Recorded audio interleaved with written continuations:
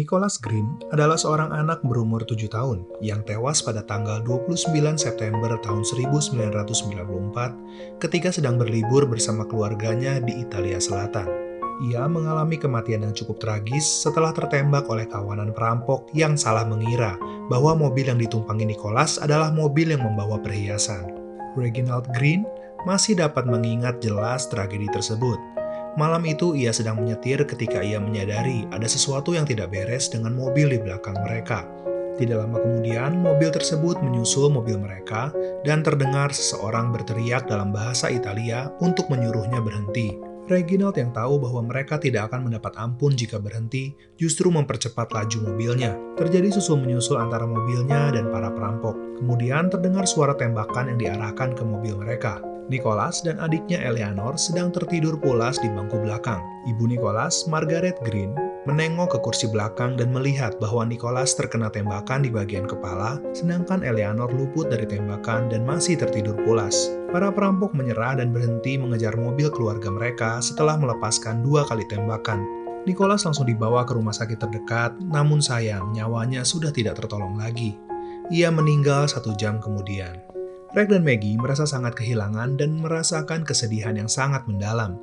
Namun mereka tidak mau jasad anaknya terkubur begitu saja tanpa meninggalkan sesuatu untuk kehidupan yang baru. Mereka berkata menjadi depresi, menyalahkan diri sendiri, serta situasi, dan larut dalam kesedihan adalah pilihan. Namun kami memilih untuk meresponinya dengan benar.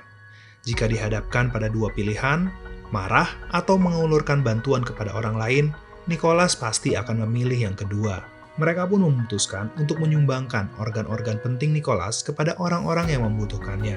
Organ jantung, 2 kornea, 2 ginjal, hati dan pankreas milik Nicholas semuanya didonasikan ke 6 keluarga yang berbeda. Dalam foto ini terlihat Reginald Green dan Maggie Green sedang berfoto bersama para penerima organ-organ tubuh dari Nicholas. Di sebelah mereka ada Andrea Mongiardo yang menerima jantung Nicholas dan meninggal pada tahun 2017, yang berarti jantung Nicholas baru berhenti berdetak setelah 23 tahun setelah kematian Nicholas. Dari sinilah kisah legendaris mengenai Nicholas Effect bermula. Kisah Nicholas ini menginspirasi banyak orang di Italia untuk menyumbangkan organ.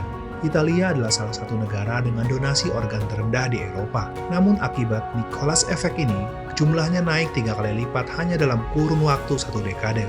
Kedua orang tua Nicholas diundang oleh Presiden Italia untuk menerima gelar kehormatan tertinggi bagi warga Italia. Selain itu, nama Nicholas juga banyak dipakai oleh berbagai sekolah dasar di seluruh Italia.